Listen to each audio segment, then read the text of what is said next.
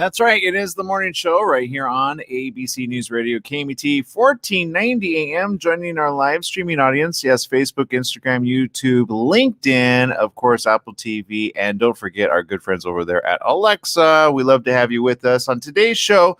Unfortunately, we got some news that don't want to talk about, but needs to be talked about because, again, we're in the second wave. It's official. Many are already broadcasting this right here, right now. And look, as much as I don't want to say it is here, we talked about this back in late July, saying that it was always a possibility, and yet here we are now. So what are we going to do about it? What can we do to stay safe? What can we do to do the right thing? And whatever it is, all I know is we got to band together, people. We really do. We have to band together. We have to keep positivity going. We got to keep strong. We got to we got to stand up. And we got to stand up in such a way that we say, you know what? I know it's not popular. I get it. But you know what? I'm still going to do the right thing. Keep my family safe. Keep them not sorry, because that would be a terrible thing in the coming days ahead. All right, people. We got Mr. Jesse Sanchez over there. Good morning, Jesse. Good morning. So look, a lot of people are wondering what's going on in the world, but I understand you got some interesting news over there. I don't know. Maybe I got a couple interesting things. Mostly for people who are out in the Southern California area. Norms is having their 71st anniversary or something like that. So yeah, they're having a special tomorrow for like a 2-hour period. You can get a meal for 71 cents. Ooh, that sounds like fun. I remember I interviewed at Norm's to get a job there way back when in the day. I think I was 17 at the time. And I don't know why I thought that would be a good job, because I've seen like waiters and waitresses there stressed out of their mind. Have you ever had like a waiter or waitress at Norm's? They're stressed. They're like, hold on, I'll get back to you. I got like 20 people ahead of you. Like, you know what I mean? No, yeah, when it gets busy. But I've had some moments where I've had where they got so busy, they accidentally dropped something on me. Oh, yeah. Ouch. Well, you know, and they don't get paid enough. They really don't. So leave a good tip, because, you know, just because you get like a 70 cent, don't tip based on the 70 cents. Like pay on like that's what I do. I always focus on what's the full price, pay it for the, you know, because, you know, oftentimes they don't get health insurance. They oftentimes don't get the things that you think that they get, and they're barely making ends meet. So be kind to your waiter and our waitress. Okay, we got to take a quick break. We'll be right back right after this with more. Stay tuned.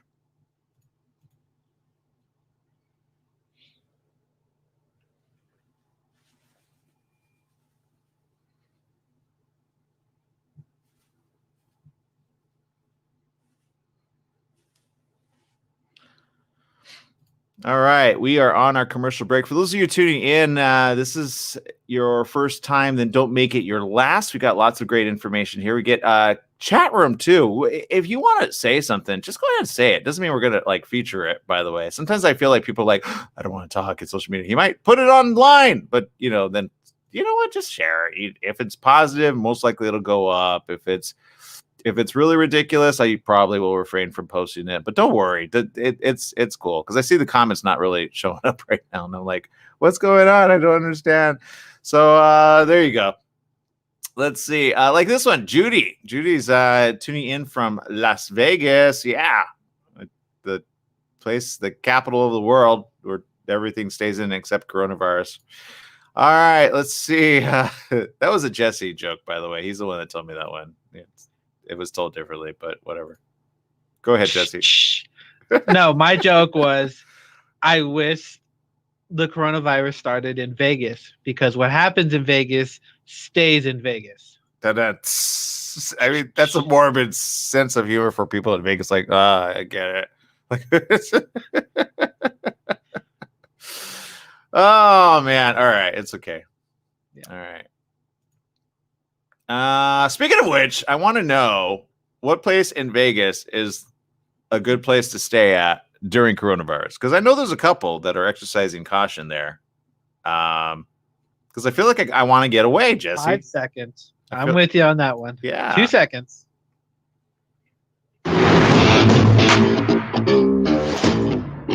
That's right. It's the morning show here on ABC News Radio, KMET, 1490 AM. Joining our live streaming audience over there, Facebook, Instagram, YouTube, LinkedIn, Periscope TV, Apple TV, and Alexa. Don't forget, you can get us on Spotify as well. We appreciate and love each and every one of you. On today's show, we got lots of news coming in. We're watching the news headlines very closely.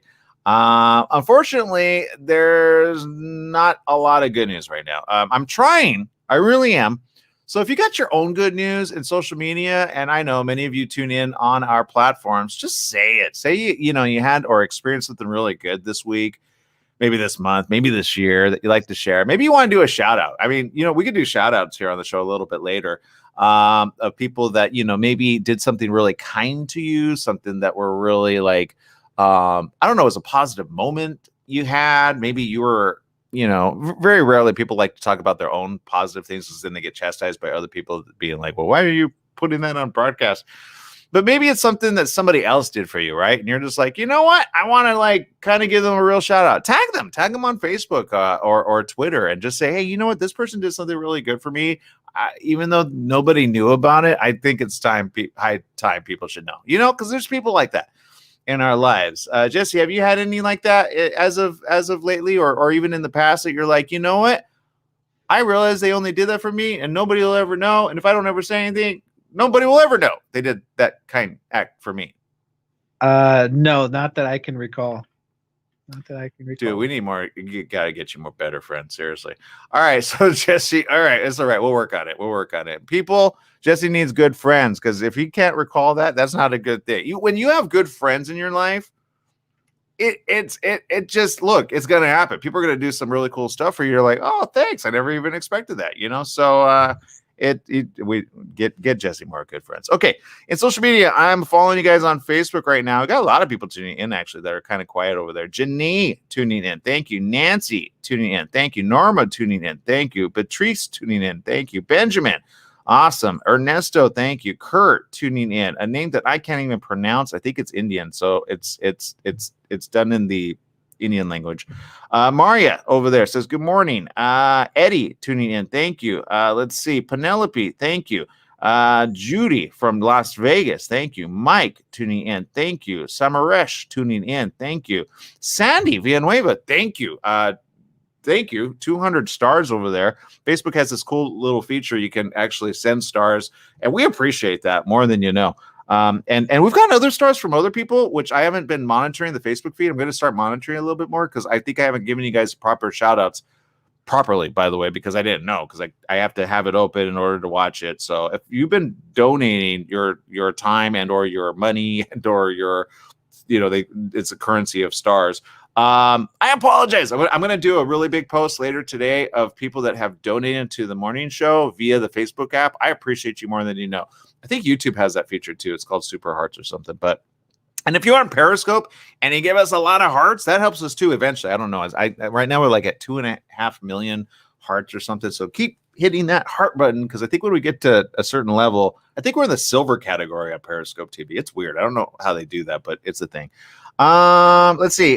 Nelly tuning in. So thank you again, Sandy, for the 200 stars. Thank you. Asthma tuning in. Doesn't have asthma. That's the name. ASMA. Nelly tuning in. Thank you. Nadine. Okay, I'm going to go on and on because there's a lot of people tuning in that we'll get back to you guys. Okay. But in reality, Jesse, obviously, look, we talked about this back in July about a second possibility of another surge. But I don't think we fully understood what would cause the surge. Does that make sense? Yeah, we were talking about it. Yeah, and I feel it's a little bit of a little everything because what we forecasted wasn't something that they were just talking about. It was based on the pandemic of the early 1900s, right? The Spanish flu at the time, right? Mm-hmm. And that had a second surge as well. But they say that the reason that had a second surge, which now I think they don't fully understand that, but now they're understanding it now. They said that the soldiers came back from war, brought it into the U.S., and it was a different strain. And that second surge killed off more people than the first surge. And that was, again, I think in 1920 that happened, by the way. because it came out in 18, but then it kind of had like a lull, and then it came back and it heightened, and the second surge is what killed the majority of people. It wasn't the first surge. Mm-hmm. The reason I'm sharing that bit of information is, oddly enough, here we are 100 years later, and you got almost a replica of the same thing. But I feel like at least this time, what we can learn and know about is, A, we know how transmission of diseases actually happened, right? We're not as unaware, right, as we used to be in the early 1900s, right? Mm-hmm. And then at the flip side, although we have all this information as like with scientists and technology, and we can go to outer space, we can look at invisible cells in our body, which we couldn't do in 1920, right? A lot of it was still kind of like theory, right? Which begs the question: is like, why are we going backwards in our mentality, right? But let's like throw our thinking caps back on. When you have a cold, you have a flu season like we're having. I talked about this last week, by the way. You're going to have a combination of things happening even worse, right? Mm-hmm. So this is the latest, Jesse, and I thought, it's kind of important to share this. Here's one of the top headlines here. The somber signs of the pandemic are returning. New restrictions, packed ICUs, and refrigerated units for bodies. That's one of the top headlines as of today. I could read this, but it's depressing, so I'm not going to. But I seriously don't want to start this show off on a terrible foot. I just want to start off with some awareness in your head. No matter how much I want to make fun of people and I want to call people idiotic and some people stupid, I don't care who you are. You have the right to live no matter what you do. Does that make sense? Now, there's some people that I'm like very adamant, like, okay, if they're pedophiles, I'm talking about you. If you're a pedophile, get off my broadcast. I don't care. Don't need your money. If you are a massive murderer, right, hiding out, hoping nobody finds you out during coronavirus, you're like, dang, right? I don't mind if it takes you. I really don't. Like serial killers, take them out, right? There's others that could be rehabilitated. I'm going to keep those off the air. But in reality, you're a truly evil person. Even I think you have a chance. Like, there's some that are really evil, but they're not like to the form of where they would bring, somebody else enough harm. You know what I mean? Like there's some evil that inflict self-harm. Does that make sense? Like they hurt themselves and they know they do. I'm not talking about that. I'm talking about the heinous ones, right? The really bad ones. Them, I say, you know what? Give them coronavirus and put them in a testing facility, and then let's see if the vaccine works. Let's start with those. Let's not start with our kids. We shared an article as of last week where the government's testing it on kids, like 16 and younger. Who thought of that? Put the ones on death row. Test them. Right? I mean, I don't know. Am I wrong on this? I feel like I'm right, but I could be wrong, and I might be a little. I don't understand the mentality. I really don't. And evidently, if you're a felon, you can vote no now. So just like, yeah, did you know that, Jesse? You're looking at me like you didn't know that. No. So I thought like if you go to jail, you can't vote. Let's see. This was the latest news article. I didn't cover it because I didn't think it would be that big of a deal. But no. In fact, here it is. In last minute push, this is the headline. DeSantis administration urges Florida election officials to remove felons who owe fines. Hold on. I hate these things. They make you pay to read their stories. Urges Florida election officials to remove felons who owe fines from voting rolls. I don't know what that means, but long story short, let me click on this one. This is a different one. Free the vote, chanted Ijamin Gray, 40, his fist held high as he marched shoulder to shoulder with his father, Randy, towards an early voting location in Miami, Florida. Dozens of voting rights activists and marchers filed in behind them, their fingers flashing the number 4, symbolizing Florida's landmark Amendment 4, which restored the right to vote for many former inmates in the state. Between the two of them, the father-son duo had spent over 50 years in and out of the Florida prison system and nearly their entire lives apart prior to the passing of Amendment 4. Their status as former felons meant neither had ever cast a ballot. He said to the news agency, "I've been waiting on this moment for my entire life. This is an award-winning, historic moment for me and for my father. Between the both of us, we have 103 years of not voting." Wow. I don't know how I feel on this, Jesse. I mean, part of me is like, well, but they're out of jail, right? That's what it sounds like. Well, okay, let me read this on because maybe I'm wrong on the way I feel about this. Gray cast his first ever vote last year in a local Miami election once the amendment allowed him to register. His father had never seen the inside of a voting booth until this day. Hanel of his son's activism, which ultimately led to Gray helping his father register to vote, said, "I'm so proud of him. They opened the door and they let him in." The door was opened in 2018 when Floridians passed Amendment 4 to the state constitution during the midterm elections, which happened just recently. I wonder why. Florida was one of only 4 states in the country that did not automatically restore a right to vote for its citizens after being convicted of a felony and completing their sentence. Oh, that's the thing. Okay, I didn't know.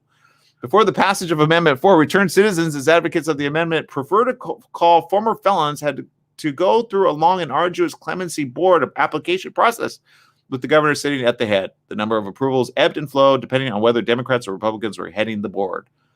Amendment 4 was approved with over 65% of the vote, automatically restored the right to vote to approximately 1.4 million former felons in Florida. That's a big, heavy voting population.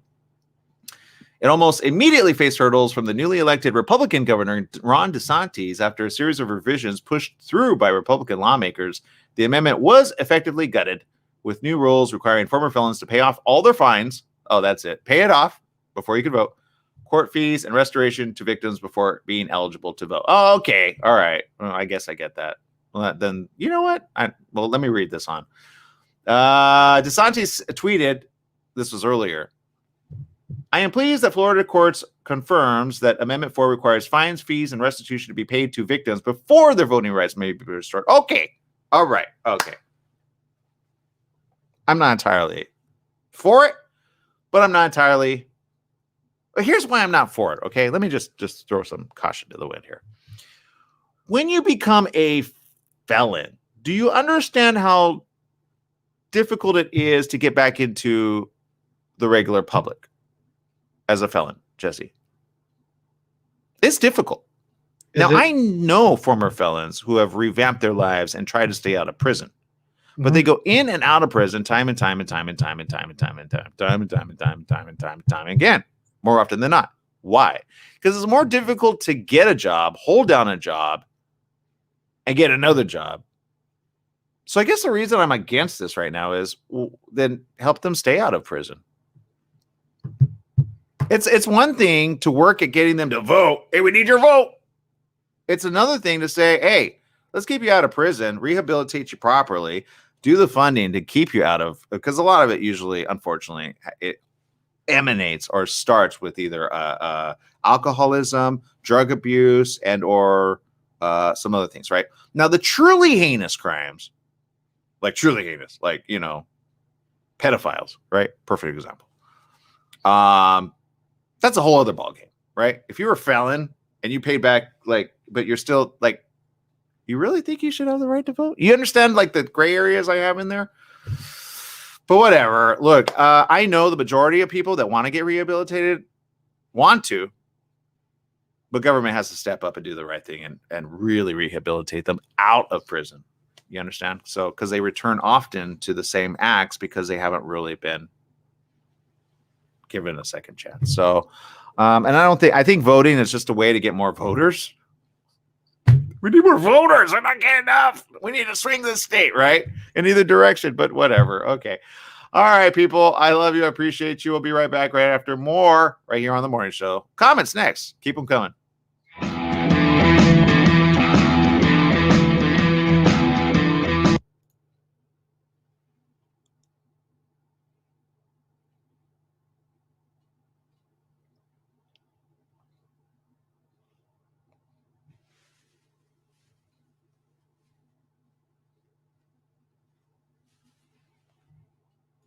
All right, we're on our commercial break here, and Jesse needs a Red Bull. And Hey, Jesse, I could share with you a virtual Red Bull. Would you like that? Wait, hold on. Let me give it to you. Hold on. Wait. That's over here. Let's see. We got to do that. I got to send it to you. No, then you we got to do that one day. I'll have like a Red Bull. But we need to get them to pay for it. You know what I mean? Like this is free placement. Which, by the way, if you're looking to advertise your product and or service, we're always willing to promote during the morning show online. It's cold right now. It's cold. What do you mean? It's cold outside in Banning. Because it is cold. It's a Red Bull. I'm just sorry. I'm auditioning. Can we send this to Red Bull and get some money over there? We need some money in here. We really do. All right. Gives you wings, people. I don't understand because it doesn't have wings on it. You know what I mean? It was good marketing, but all you see are two bulls going at each other, like like attacking each other. I don't know. Yeah, I know. I never understood the whole getting. Is that supposed to mean like give you energy or? It was a marketing campaign. That's all. It was smart. It was a smart marketing campaign. I'm like, give me my wings back. I need some wings back. It'd be great if we were all like angels at one point. That'd be awesome. I think if we were angels at one point, I think we'd be like, well, why are we here on this earth, right? Oh, to help mankind. I got it. Okay, whatever.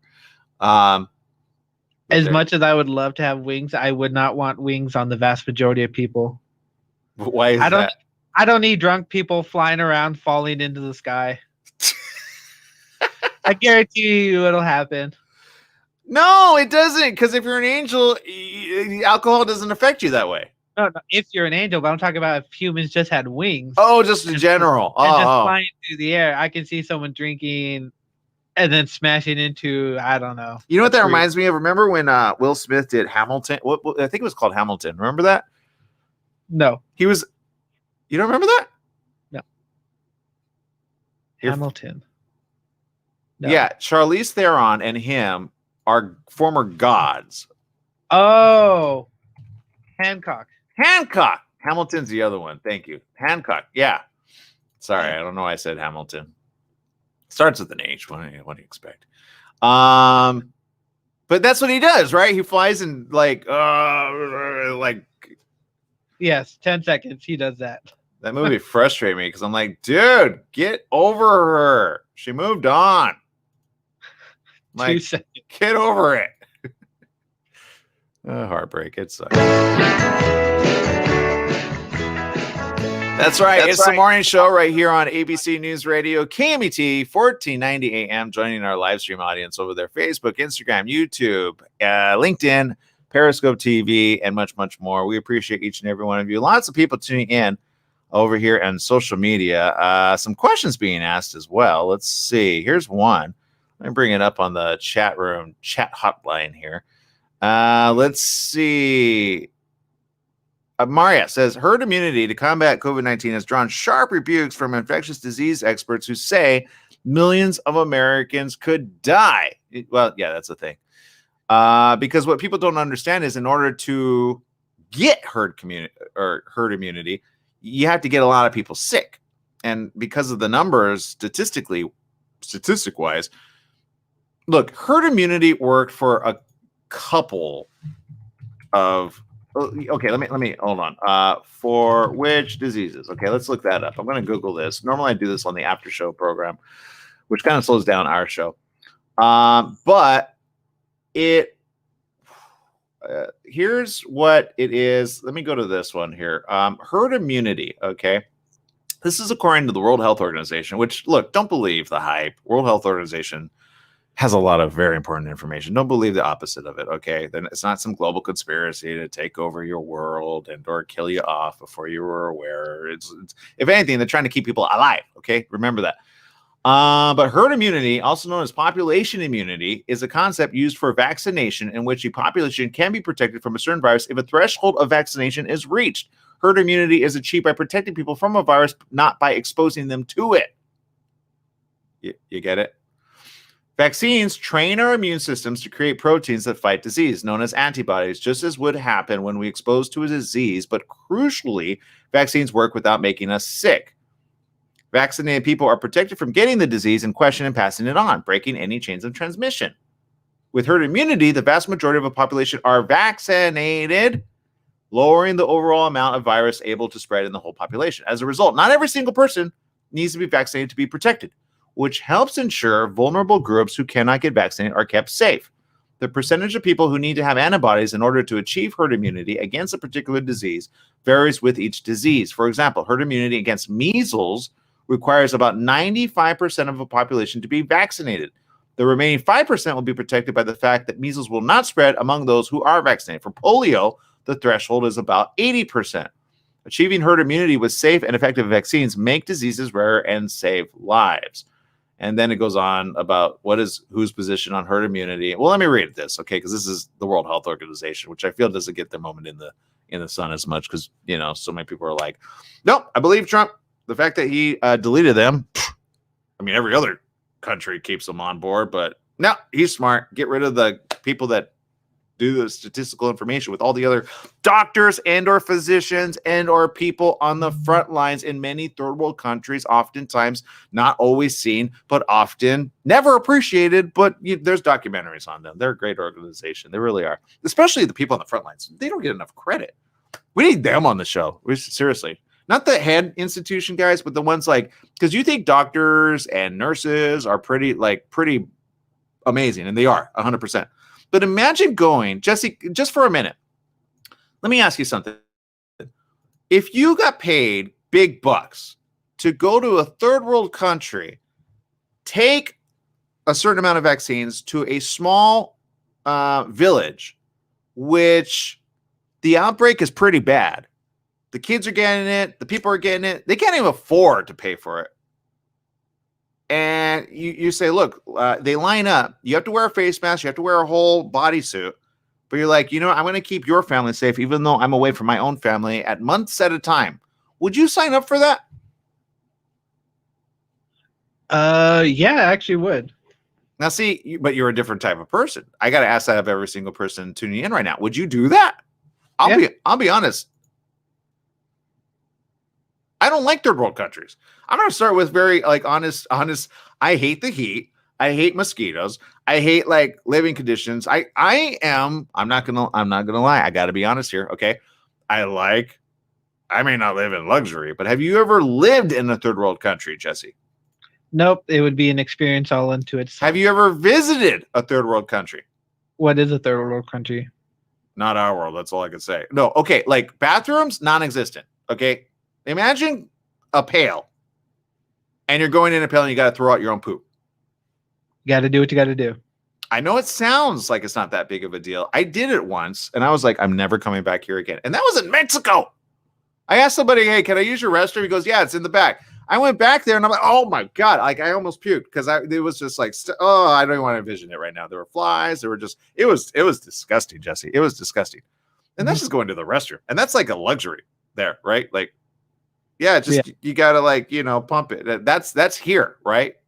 There, you can't put toilet paper in the toilet. You understand? Because it'll clog it up because of the piping and it's so much wrong. And that's just south of the border. Do you understand? Mm-hmm. So my point is this: I already know myself. I enjoy living here in the United States of America. Oftentimes I say we're a little too spoiled because we forget about that. Anybody, if you've been in a third world country, I want to hear from you in social media. Where have you been where it's just like, oh God, I would never go back? Or you were there, you thought it would be awesome, but you were like, I can't wait to get back. And you were like, I can't wait to get back to the United States of America, right? I mean, there's beautiful places in all these places. I love Mexico. I love visiting Cancun. I've never visited Acapulco. That's on my list. There's Xcaret, but then there's the recesses of the reality outside of these tourist attractions when you go into the actual city and then you see how people really live and you're like, I can't wait to get back to the United States of America. So I kind of take issue when we complain about our lot in life here in the United States of America and we're like, oh yeah, our liberties and freedoms are taken away. You don't want it in some countries where they did get their liberties taken away. They can't make money. They make worse than minimum wage. I saw somebody ask that on social media. How much are you guys making minimum wage over there? And in reality, though, there are kids in Mexico who are at the age of 8 working at Walmart. I remember I visited it. I was visiting Walmart, and I was like, it was, I was on a vacation, Cancun. I went into town just a little bit further. Needed to get some stuff from Walmart really quick.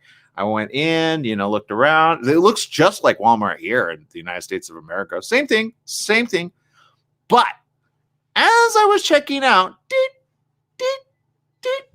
I looked at this kid, and he couldn't be older than 8, putting groceries into a shopping bag. And I was like, he wasn't the only kid. There were 3 others. Wow, our kids are spoiled. Is the moment I thought that. I thought, but I get it. The little young children are working in Mexico. You understand? And look, I love Mexico. I love Mexican people. But come on, seriously. But it's hard to earn a decent wage in Mexico. So I'm going to throw some people under the bus in Mexico. I can say it because I got roots there. But there you go. You know what? Look, I don't live in Mexico. I get it. But they need to get their stuff together. They really do. They really do. And I feel bad for the people in Mexico. Because oftentimes the people in Mexico, when you meet anybody in Mexico, oftentimes the people of Mexico, okay, they're very humble. They're very kind. And more often than not, they're just trying to get through life. And I feel sorry for the people of Mexico. I really do. Because they're on the same continent as us, divided by a borderline. And look, I'm not saying I want their problems in the United States of America. I'm not saying that because they got a lot of problems they need to fix. Oftentimes I wonder, how come the guy over there is kind of weak-minded, right? And I'm sorry, but they are. Because they are. They get bought. Look, I go, okay, what does it take to make Mexico more prosperous than it already is? And technically, if you think about it, since they're south of the border, isn't it easier to transport back and forth, like manufacturing items rather than shipping through like cargo? Like if we're going into war with China, yeah, might as well put and invest some money, Mexico, into yourselves to get back up to where it should be for the people.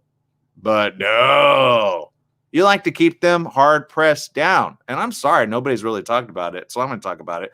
Mexico and the president of Mexico and the administration of Mexico. I don't know how you guys work. I really don't. I get it. A lot of you like get bought off by the drug trade. You get, mafia money, from the cartel. Yeah, I'm talking about it again because I know it exists. And you know what? I don't care. Come at me. But it's true. And a lot of your people could be better off in life if you just do the right thing. You can't make all your money through tourism. I mean, you're not making money right now through tourism because nobody could travel. So fix your infrastructure, invest in your people, start off with education. Give them free education for 3 years minimum. Give them free education. You're not giving them anything else, not really. Because I've visited your country, and your country, loving people, amazing people, they get beaten down, and they do not fight back all the time. And when they do, what do? Yeah. Don't think I don't know that your pockets are lined. All right. We got to take a quick break. We'll be right back right after these messages. Stay tuned.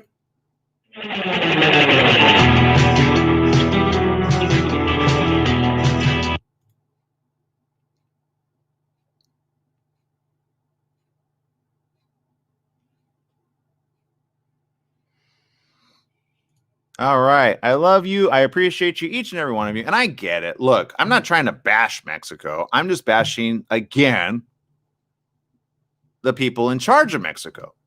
Because they could make it better. They really can. If they wanted to, they just don't want it enough. They just don't. In Mexico, you have 5 different classes. You understand? What? Well, here we've got an average of 3. I propose it's more, but an upper class, a middle class, and the very impoverished. You understand? Mm-hmm. Okay. I know some will disagree. They're like, no, they're not. No, there's people on the streets, people. I mean, seriously, which technically adds a fourth category, but whatever. I think we got a little bit more if we start going into it and start separating people. You think so? Why do you say that? Because let's see, what do you say? There's upper class, middle class, and lower class. Now, lower class, I always just assumed you have the bare minimum to survive. Okay, so if you're on the street, I think you're below lower class, and you're kind of like, you're homeless. So that's a new category right there. Yeah, and I would agree with you too, Jesse. I really would, because I think we're not giving them enough credit. And what I mean by that is they kind of get lumped up in the lower class, not realizing it's a whole other subsection. So you know what? Okay, I'll agree with you on that. It's just too vague and too wide. And I think if that were like its own, like, okay, so 4 categories, right? People would be like, oh, wow, right? Even the lower class would be like, I have it bad, but I don't have it that bad, right? Right? Like if you have a roof over your head, food in your belly, I think you're good. Well, obviously you're not good, but you're able to survive. Well, if you're able to I tell people, don't get on the streets, get with your family or a trusted friend and pull your weight together, right? Pull the weight together, and make housing affordable. It is way crazy right now. We have 30 seconds. Yeah, it is. It is really crazy. It is out of hand. But or move to a place where, housing can be made affordable. I know there's subsections and sections. People are like, no, don't come into my neighborhood. Oh, that's going to bring like drugs and alcohol and bad people. Oh, okay. Well, then invest in your own rehabilitation center. Seriously. 5 seconds. It's a cyclical effect, people. It just is.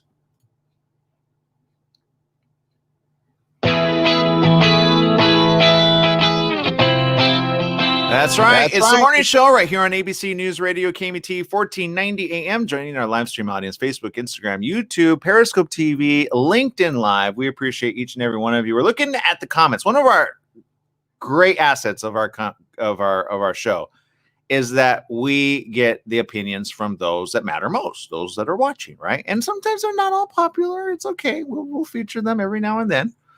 But here's one. We asked about, questions. Let's see. Let me read this. Make sure, again, it's PG. Okay, here it is. Okay, we'll do this one. Maria says, I was in Africa for 6 months working with orphans and doing the GAP medic program, shadowing doctors and nurses. I tell you, I hate spiders, snakes, and all that stuff. Laughing out loud. I missed my bed and running water, but was the best experience I ever had. And said Tanzania is where I was in Africa. Okay, so she looked, you know what? And I could tell because Maria has a good heart, so I could see it.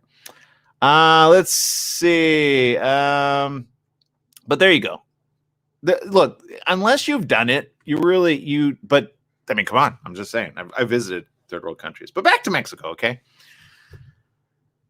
I read an article where Mexico wants Trump to win, and I was like, huh? Who? Okay, all right. I throw in your ballot. You can't vote, but whatever. Okay, that's the new president, right? The old president was like, I don't think so. We're not paying for that dumb wall, and they haven't. They haven't paid for it. Like they're never going to pay for it, right? So I'm like, wait, why does the new guy want Trump to be? It's ridiculous. But look, my point is this. Okay. Maybe they'll get together and do the right thing. Maybe they're making and establishing ties because maybe Trump is thinking ahead of the game and he's going, since China, we're positioning to go against war with China. Oh, you didn't know that? Oh, let me bring up an article which just happened also as of most recently. Okay. Just so you know, I'm not like throwing things out there just because I get it. Still, people are like, what? China? We're not in a war with China. Not yet. But boy, are they positioning. For example, if you go to World News, here's an analysis, okay? And this is by Brad Linden, okay? Who works for another news agency, but he's not wrong. He's actually very right. He's very on point. This is all happening right now. Tens of thousands of U.S. and Japanese troops will begin a massive island landing exercise in the Pacific this week as part of joint military operations, seen as a warning to China that Washington backs Tokyo over Beijing's claim to Japanese-controlled islands. All right, let's continue here. Speaking aboard a Japanese warship Monday, Lieutenant General Kevin Schneider, commander of U.S. Forces Japan, said the exercises would demonstrate the ability of the U.S.-Japan alliance to deliver combat troops to defend the Senkakus or respond to other crises or contingencies. That's code for we're about to go to war, people. Both Tokyo and Beijing claim the Senkaku Islands, known as the Diocese in China, as their own, but Japan has administered them since 1972. Tensions over the uninhabited rocky chain southwest of Tokyo have simmered for years, with claims over them dating back centuries. Neither Japan nor China is likely to back down. Chinese vessels have been spending record amounts of time in the waters around the islands this year, drawing condemnation from Tokyo. The U.S.-Japan exercises, named Keen Sword 21, that's a cool title for a video game, right, Jesse? Tell me that's not a cool title.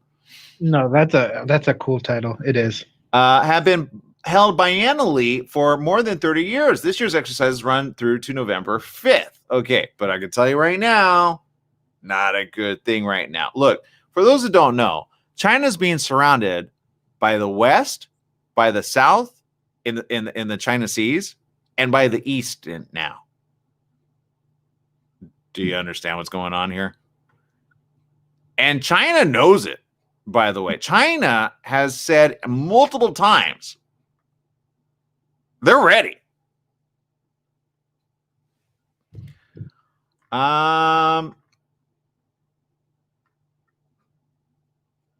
So there you go. Let me give you an example of this, all right? The U.S. will land MV-22 Osprey transport aircraft on Japan's largest warship, the JS Kaga, said Wallace, and it could be just a glimpse of what the two militaries might do in the future with their stealth fighters. Wallace said this, quote, "This speaks to the intensifying nature of the amphibious exercises, but also the future possibilities for further cross-decking, perhaps first with U.S. F-35Bs on Japanese ships and later possibly Japanese F-35Bs on American amphibious vessels. Demonstrating interoperability between the two forces in realistic scenarios is as important, if not more so, than displaying any shiny new hardware." But look, people, okay, that's code for we're getting ready to go to war. Why do I say that? There's more articles on the same subject. But look. Whether we go to war or not, I hope we don't. I really do. Not at a time of coronavirus. Seriously. Nations that are wanting to go against other nations, my call out to you is this: do the right thing for the people. Stop worrying about land. And oftentimes it's not just about land. There's like money is involved, okay? And certain governments want to overturn other governments because now they're in a weak stature. China's not weak. They're going to fight back. Look, China's not weak. Okay, they have technology on their side. They have infrastructure on their side. They invested at a time in the early it was early, okay? They invested. Again, they started with healthcare, education, and there you go. Now, do I agree with their politics of the country? No. They're telling people you can't have the right to exercise faith and whatever you choose. That right there is like evil to me already. So I'm not going to be like pro-China. I'm like more like trying to do the right thing as well, because you're kind of being really stupid and dumb. But don't hurt your people for it. There's people in your own country that are like, why are you guys in charge, right? Back to Mexico. Mexico, I'm sure a lot of Mexicans are like, why are they in charge, right? Oppressed, downtrodden, beaten down, kept down for the reason that, hey, and it's much more than drug trafficking. It really is. But if you follow the money, you go, oh, the violence. Yeah, because whenever like people stand up, all of a sudden, right? But yeah, and you don't want rioting. That's the last thing you want in any country, right? But that's happening all around the world in different pockets. True. So look, people, here's a solution. Simple. Okay. Get to the table, start talking, and say, hey, why don't we start off with numero uno? Meaning, Take out all the big military men. Huh? Oh, that's a Serpina nation. Oh, I'm sorry. Okay, whatever. Okay, take out the big dictators of the world that will seek to do harm by the people. Take them out, remove them from office, put in people that actually want to do the right thing. We've been trying to do that day in and day out. It doesn't work. Oh, man, people need God's government. Okay, fine. Let's do this then. Let's agree to disagree. Let's have coronavirus exposed to the leader of the worlds in order for them to get humility. Give them the vaccine, the proper vaccine, just at the right time when they beg God for help, save my life. Because I guarantee every one of those people have a different moment. But you know what? Let's just get a virtual reality like setup so that they're so like, you know what, Jesse? I bet this would happen. I bet if you like made a person, like remember Scrooge? Do you remember that? The whole story? Scrooge. Oh, yeah. Ghost of Christmas past, present, future. Yeah. There are certain leaders out there that need to go through an Uncle Scrooge moment. You know what I mean? Well, it wasn't Uncle Scrooge. That was the DuckTales thing. Yeah. But he, because there's a lot of greedy dictators of the world that if they were faced with their own mortality, I think they would make a different decision. Don't you? I think so. I hope so. I wish. I think they need that before they get like taken out. I think we need to create a program that does that. I don't know what it is, but there you go. All right, people, we got to take a quick break. What? It's a fantasy world in mine. I know, I get it, but we need to figure something out because these people are just doing so many stupid things. All right, people, we'll be right back right after these messages. Stay tuned.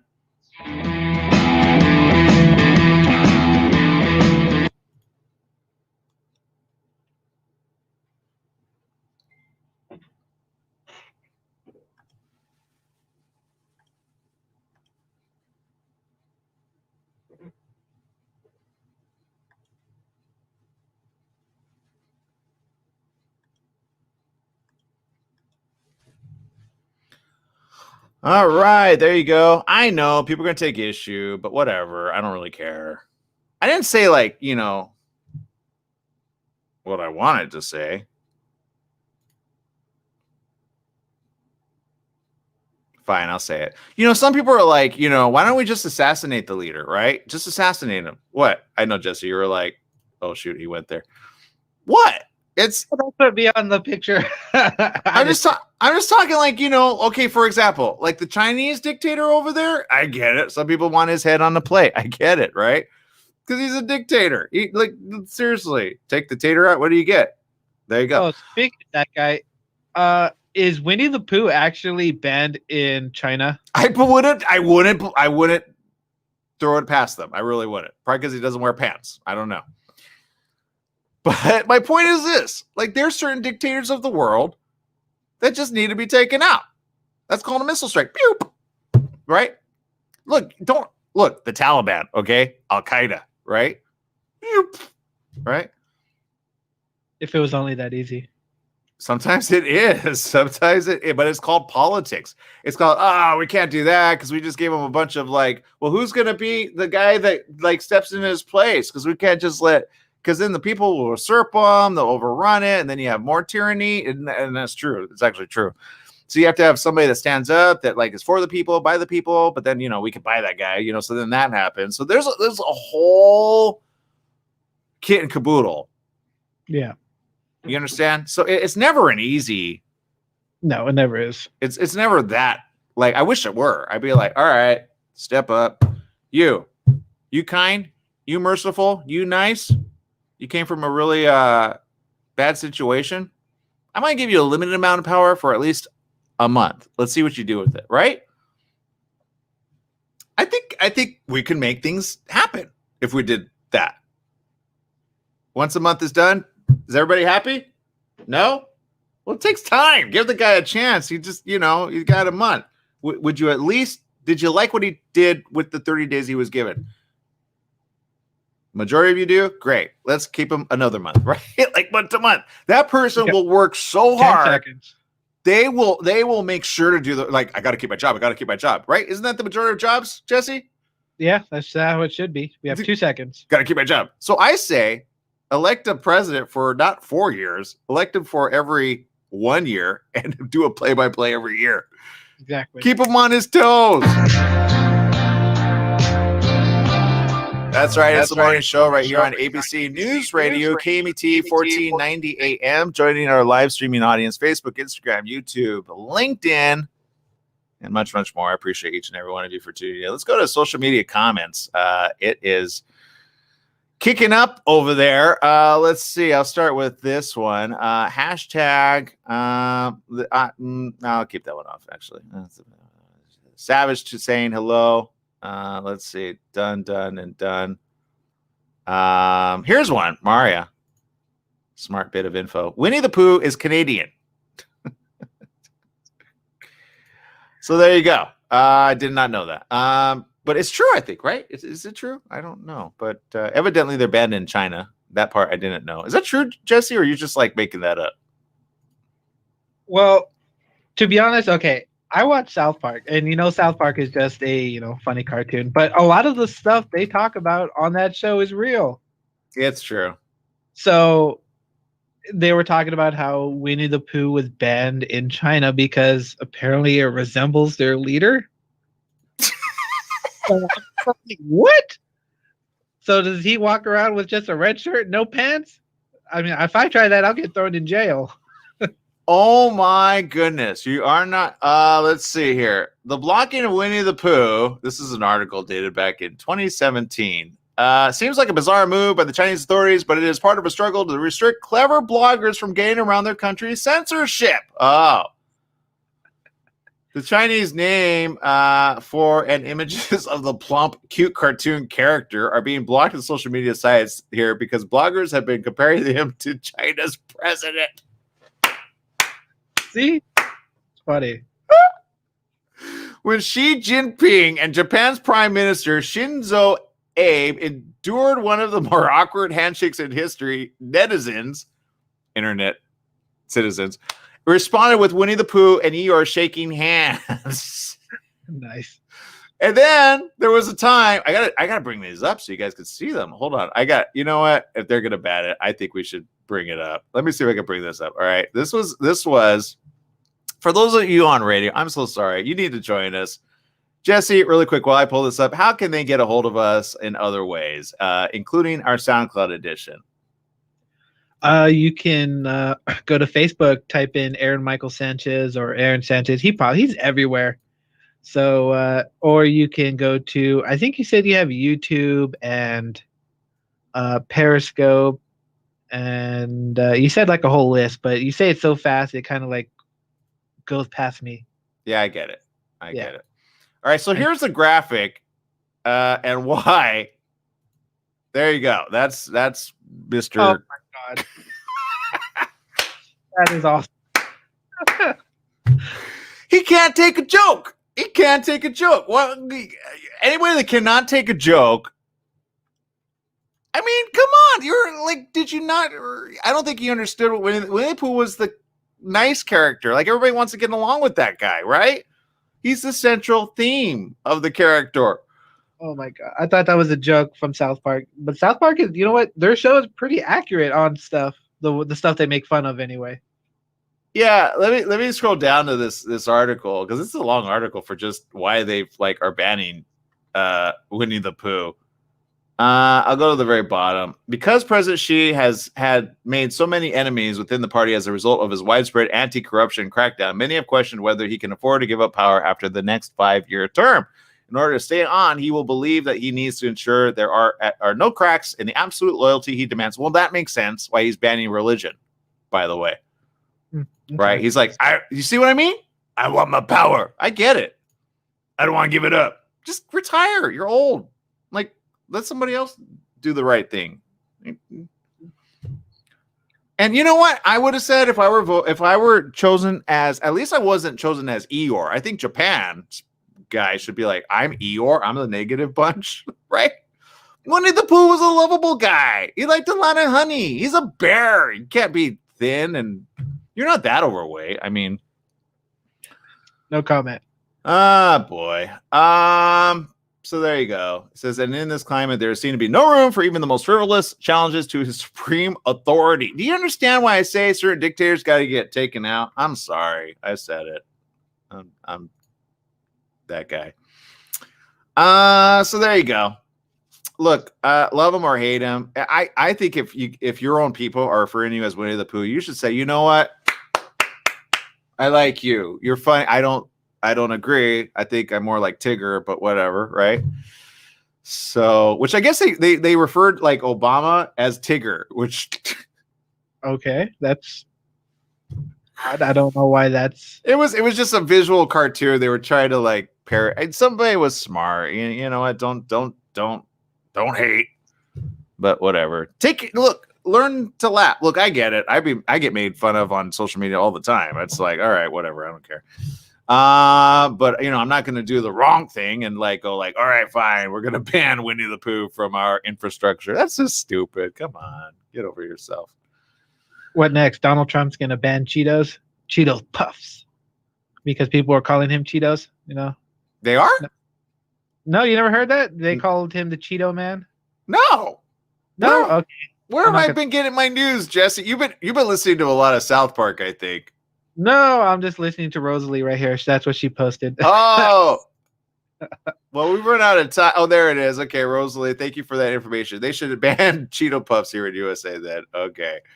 All right, so there you go. All right, people, we appreciate you. Make it a great day, whatever you do. Remember, life is worth living. After show program happening here. Stay tuned for more. ABC News Radio, KBT, 1490 AM. Download the app. It's free.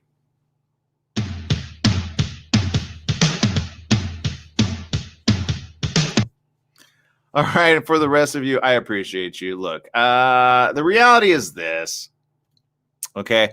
In life, there are people that they just rub me the wrong way, okay? And when you're a dictator of a country that you are sworn to protect, I get it. There are some that they just take over power and they're like, I'm going to be your man, right? And then there's others that get voted in, right? And then there's others that get like maybe by family members, like royalty, right? That's still a thing, right? So I get it. But you know what I appreciate? I appreciate the kings of this earth that do the right thing, right? And they do it for the people. Oftentimes they're selfish, I get it, but let the guy be selfish or the lady, because hey, they got a lot of work to do, right? So it's not an easy job, like being there for the people. Anybody that thinks it's easy to be a king and or a queen, it's not easy, okay? This just isn't. Like, seriously, if you look at history throughout time, there's always been kings and queens, but done in different ways, right? You call them presidents, you call them dictators, you call them imperialists, you call them whatever you call them. It's still a person in charge. And then you got like a subsection, right? No, not true all the time. But there's certain governments set up very similar to democracy, right? And the great thing about democracy, honestly, I feel, is you got a lot more people at the helm, right? So it's not just one person saying, do this, do that, do this. You got other people going, whoa, whoa, whoa, there's a check and balance system here. So, you got to go through us as well.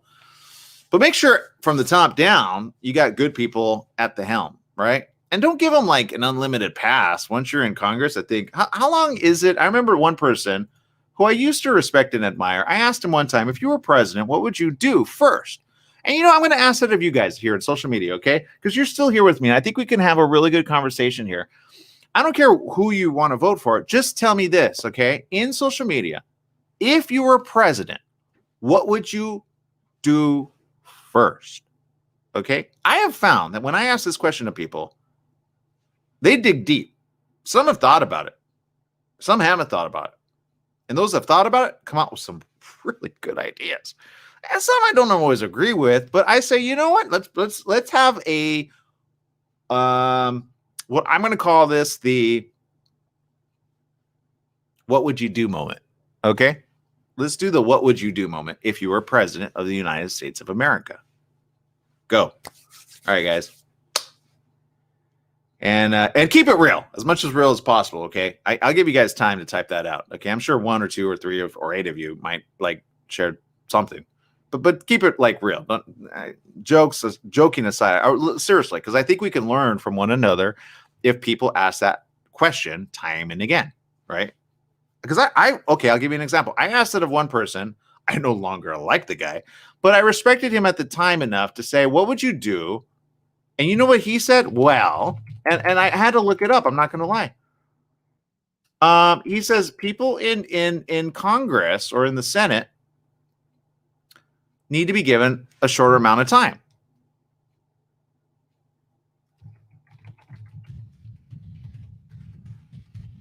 And the reality is, people are like, well, how much time are they given?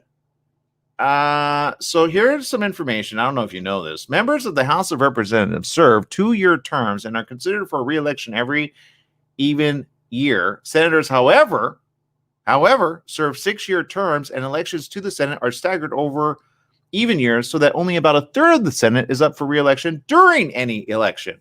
See how confusing that is? Now, in order to become one of the House of Representatives, okay, you have to be either 25 years of age, a citizen of the United States for at least 7 years, and at the time of election, be a resident of the state. Well, that's pretty easy. How come more people don't apply for this? In the U.S. Senate, you got to be 30 years of age, a citizen of the United States for 9 years, at the time of election, be a resident of the state. Why don't more people, younger people, sign up for this stuff? I mean, how come it's all like... let's see here.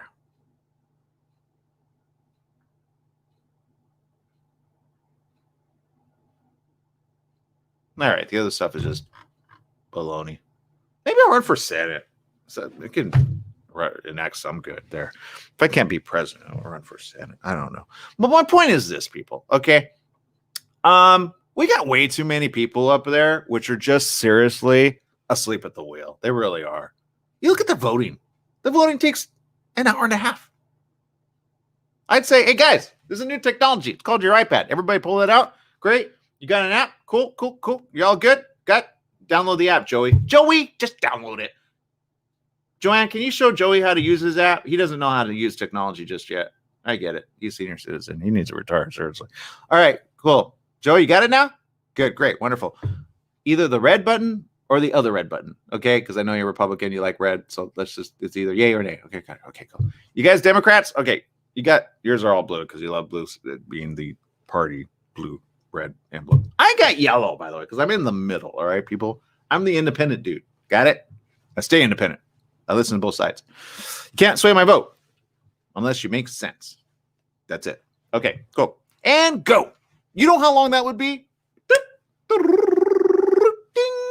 And if you want everybody's name up there, put it on a big, cool billboard called a television set. Those are cheap now. Again, Chinese made, but they're cheap. Some you can get from Mexico, by the way, just so you know. Big flat screen television, right? And put everybody's name up there. That way everybody knows the accounting method. Oh, man. Joey, I thought you were going to vote you, but you voted. That's all right. You get what I'm saying? I feel like sometimes it's just like a peer pressure moment. Hey, Joe's about to say. And then they ask him at the end, does anybody want to change their vote, right? There's that moment. Everybody's glaring at the one Republican. Don't you dare change your vote. I know you're leaning on the other side. Oh, man, I'm so sorry. There's some of those. Seriously, it's like a mafia. I would have fun. I want to run for Senate. Did I just announce that? I want to run for Senate. I want to run for... Listen, it's not hard to get into, is it? You have to get votes, right? I think you got to start from the top down. President down? I don't know. Am I joking? Am I jesting? I don't know. I've often thought about it. I mean, how hard is it to run for senator and then just like make them all hate you? I'd be like, what are you going to do about it? Like, do the right thing. I agree with you. I agree with you sometimes, Joey. But you, Joanne, you just choose your side all the time. Who wins doesn't make sense. Let's make sense. And you know what I would do? Here's what I would do. If I ran for Senate and I was a senator, I would say this. I'm gonna live stream all this, people. All right, from my seat. Okay, this isn't like, because there's some stuff they don't televise. That's called national security. Do you understand? There's some stuff they just can't. Right? Okay, guys, let's go on lockdown, right? Because we can't show this stuff. But I think it would be kind of cool from my perspective on my seat to show y'all what it's like to sit down as a state. Who's a senator that's done that? Nobody? Somebody needs to do that. Because I think that would be an interesting, I mean, we're all during coronavirus, right? Like, kind of turn it a little. You see, so, Joey over there, like, Joey, yay. That's what I was supposed to say, right, guys? Yeah, yay. Oh, okay, cool. Yay. Right? Tell me that doesn't happen. Tell me it doesn't happen. I don't know. All right, so there you go. I don't know enough about Congress to like be smart about it, but I do know this. Somebody's got to do something. Seriously.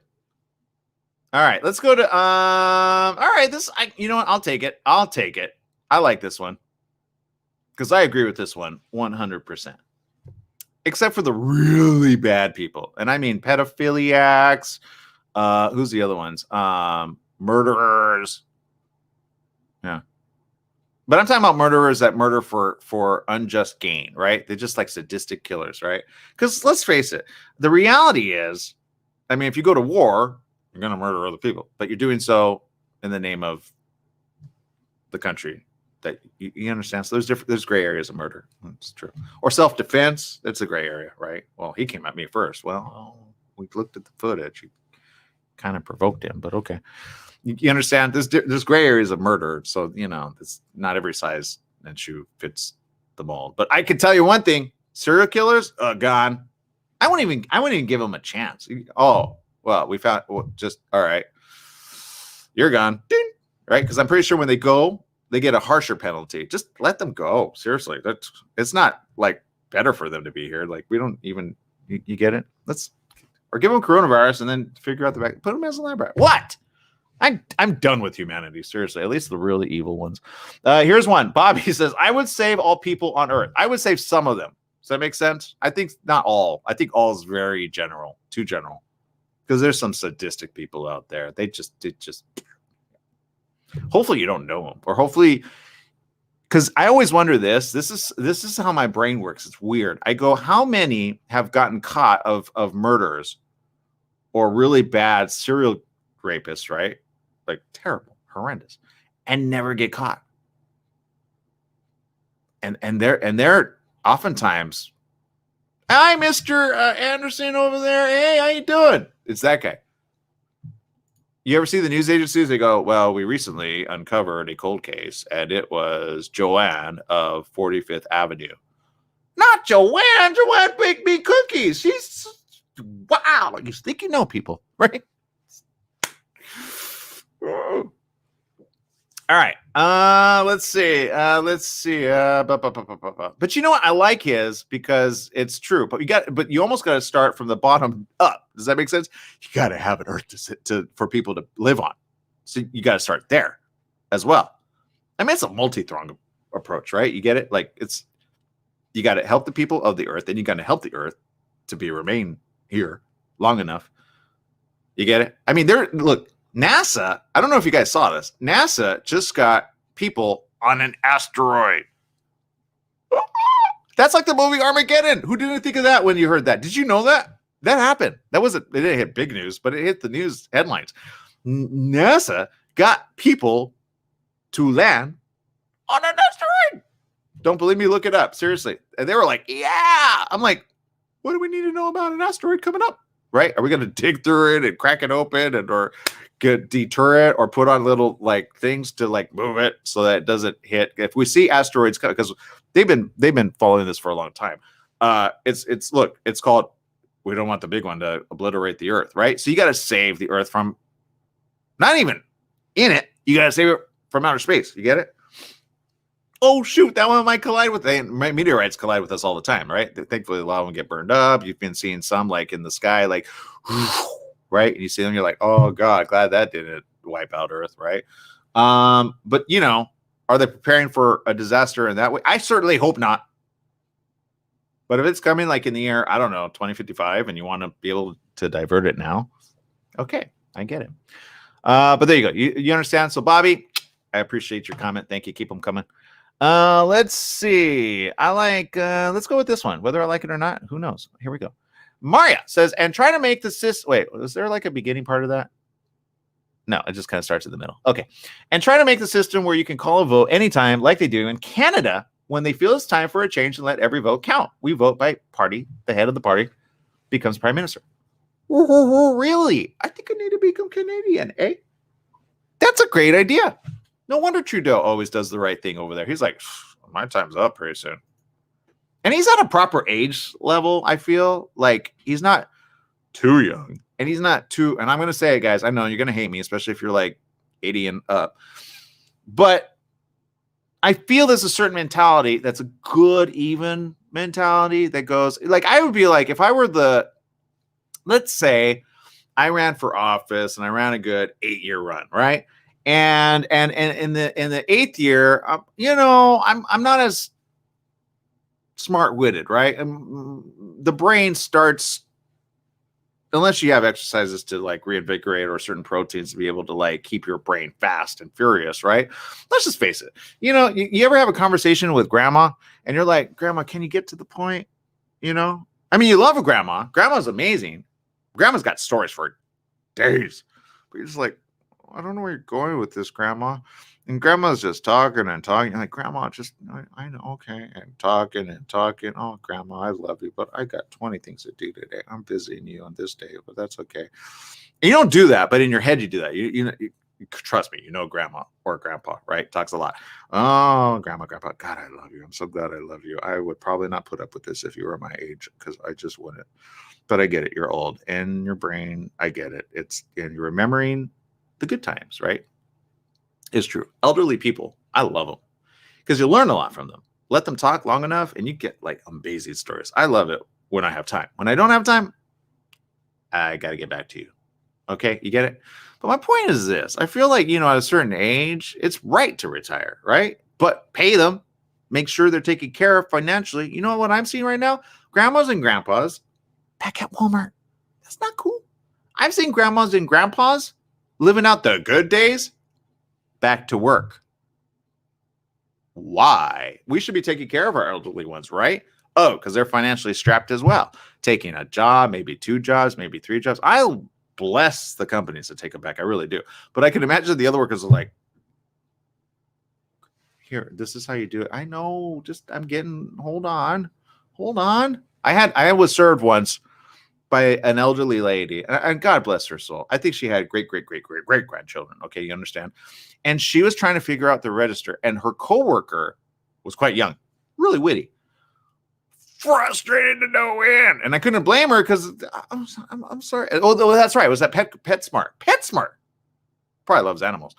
I was like, oh, poor thing. She doesn't know technology. So it took her a little bit longer. And I did the right thing. I was like, don't worry. I got time for days. I had no time, but I was like, patience. Because I didn't want her to lose her job. Right? You ever meet those? You're like, oh no, they're working hard and they're barely making minimum wage and just trying to she should be sitting at home with the little grandkids. Which I asked her a question. I said, hey, so, how long you been working here? She said, oh, not very long. And I thought, oh man, no, they're going to want to fire you because you're holding up the line. There were like 20 people behind me. And I was like, well, you know what? Thank you for your time. I appreciate you. And don't worry about it. It's confusing at first. You just got to give yourself time. Okay? Don't worry about it. And I walked off. And I thought, oh man, they're going to fire her within a week. Guaranteed. Within a week, she wasn't there. I was like, oh, poor thing, right? But have we gotten so low not to take care of our elderly parents? You understand what I'm saying? God love our elderly parents. They can be frustrating at times. And if you are taking care of an elderly parent, right? But the elderly parent doesn't want it like, Joey, I'm your mom. I know, Mom, but sometimes you don't make sense. It's a stinking Alzheimer's, right? Dementia, right? Setting in. Thank God you have somebody to take care of you, right? But how many of our elderly ones are in nursing homes? I saw a report recently that nursing homes are drying up. People got to take care of their elderly ones, right? You got to take care of your elderly ones, okay?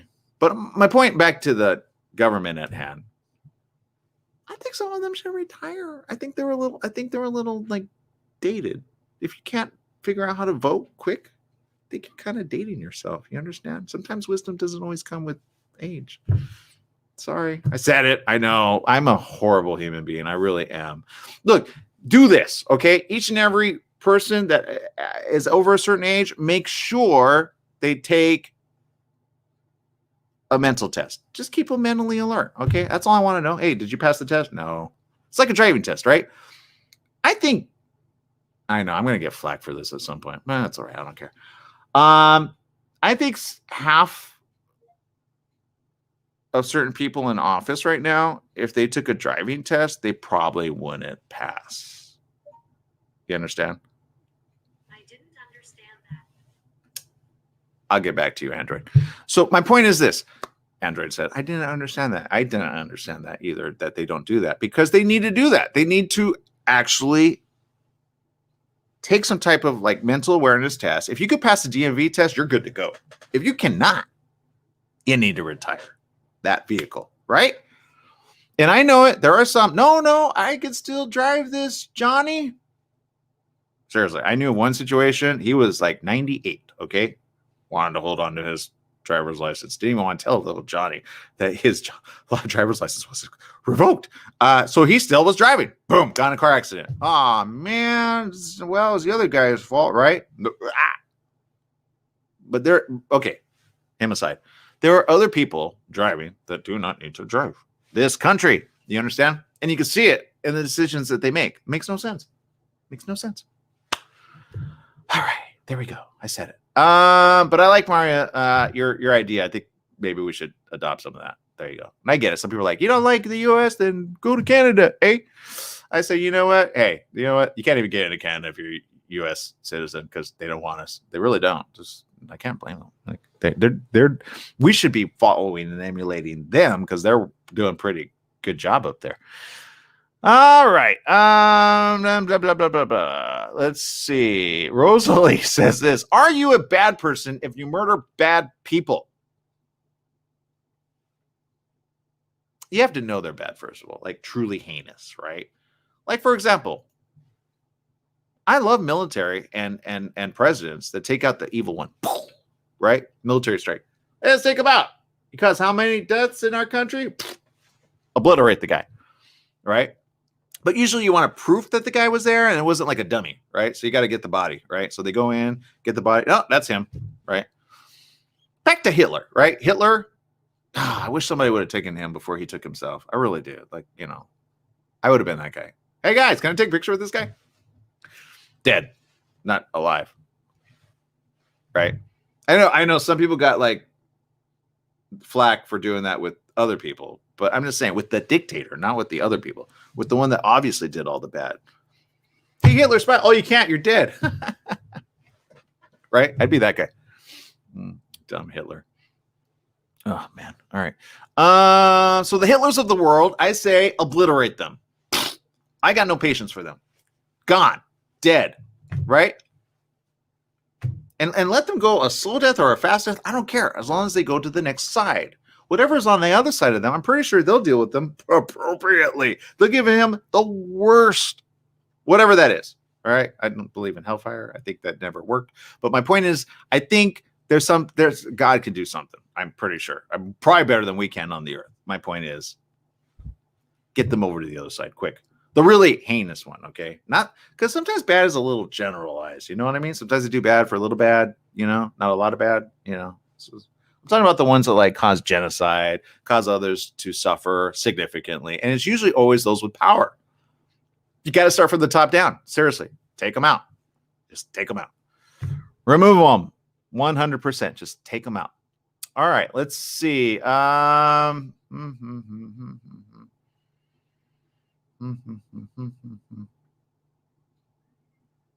Let's see. Somebody's tuning in via their lunch break and volcanoes. I don't know what that's about, but okay. All right. So look, I like Maria's idea. I'm going to go back to that. Let's talk about that really quick. I'm going to bring it flashback up because I think there's some that needs to be learned here. The prime minister is the head of the Canadian government and ruler of Canada. A person becomes prime minister by being leader of the political party that wins the most seats in the House of Commons in a Canadian federal election. All right, cool. But what she originally said, if you're just joining us, and I want to kind of talk about this, try to make the system where you can all call a vote anytime like they do in Canada when they feel it's time for a change and let every vote count. Back to every vote counting. Do you guys understand the electoral college versus the popular vote or just the vote in general? Do you? I want to see by a show of hands, because I always say this to people and they go, huh? Versus the popular vote. And I'm going to pull up for dummies because it's confusing when I read it. I read it to my mom the other day and she was like, huh? And I'm like, I know, I'm sorry. It's confusing. I get it.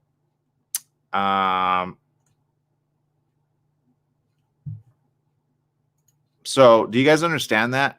And do you understand how Trump got into office in the first place? Now, I know for those of you internationally, you think, well, yeah, you guys all vote. Whoever gets the most votes wins, right? Right? Is that what you guys think? Because, it doesn't work that way, by the way.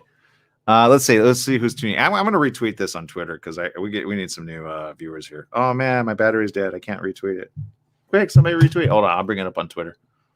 Because I want this to be a healthy discussion, and I need some more perspective. So if you're just tuning in or if you want to share it, get some more people, just say, you know what? This is a interesting conversation. I don't know.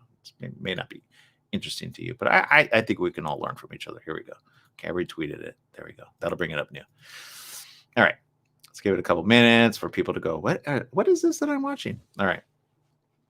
People, if you're just joining us for the very first time, this is our social media after chat room where we're on the morning show, ABC News Radio, KMT, 1490 AM. Go download the app. It's free. But right now, we're just talking stuff. It's after the show. Okay. So we're only online, right? Okay. So my opinions are those of my own, not those of the station, 100%. And they're just mine and mine alone. Okay. So my opinions, your opinions, they're all our opinions, right? Wrong. We're just speaking, right? I'm just throwing some stuff out there. Some information that some people already know, some people don't, and some people are just wondering, really? Okay, and here it is. What is the difference between the Electoral College and the popular vote? And more importantly, how do you win as a president? Right? This is more confusing than the last one. Let me go back. Hold on. I pulled up something. It's even worse. It's terribly. You got to get so simple. Let's go to this one. This might be easier. Let's see. No, it's even more confusing. But bear with me, okay? In a presidential election, the popular vote simply means an aggregate of all voters from all states in America. The candidate who gets the most votes nationwide is said to have won the popular vote. I'm going to stop right there. Okay. Now, I know a lot of people say your vote matters. Your vote counts. Just hold on. When does it not count? Okay. I'm going to read this, then we'll circle back. The winner of the popular vote may end up losing the election. What? No way. Now, the smart people in the room that are U.S. citizens know about this. The other people are like, I thought every vote counted. Let me go backwards for a minute, okay? Imagine for a minute we were doing the People's Choice Awards, okay? It's a thing. Look it up. It's fun. I've been there. And the People's Choice Awards allows for people to vote, and their vote counts. And or the MTV Movie Awards, they let the people decide, and the people they vote, right? It's a little skewed because each personality tweets about it, puts it out there, makes their people vote for them, and then it's a little skewed because you got your people popular vote of your own popularity, so it's a little skewed. But whatever. My point is this. At the end of the day, the MTV Movie Awards, the People's Choice Awards is the People's Choice Awards. Not like the Oscars. The Oscars are more of the people that are in at the top, staying at the top, forever at the top, voting for their own. Does that make sense? Okay. I would love it if the Oscars at least opened it up and said, okay, this is what we decided, but what do you guys decide? They need to do that. Make it fresh, right? All right. But my point is this, okay? You would think, as a thinking person, well, yeah, that person will win. Al Gore didn't win. Hillary Clinton didn't win, even though they got the popular vote. And here's why. In the 2016 presidential election, Hillary Clinton won 48.2% of the popular vote compared to Trump's 46.1%. He lost to Hillary? No way. What? The popular vote, it gets better. But lost the electoral vote by a substantial margin. 304 to 227. Huh? You see why people are up in arms? You got to win. Well, that's my question. Which one do you got to win? Do you got to go for the popular vote, or do you got to go for the electoral vote? Because it doesn't matter what the people say. You got to go with the electoral vote. I'm so confused. That's the majority of people out there. I'll break it down for you. In 2012, Mitt Romney won 48% of the popular vote, but only 38% of the electoral vote. But your vote counts. This discrepancy occurs because this is the part you have to just wait on and go, okay, but it's so confusing. People often go, it's above my pay grade. I'm done. Right? This used to be me, by the way. I don't care, whatever. At the end of the day, whatever.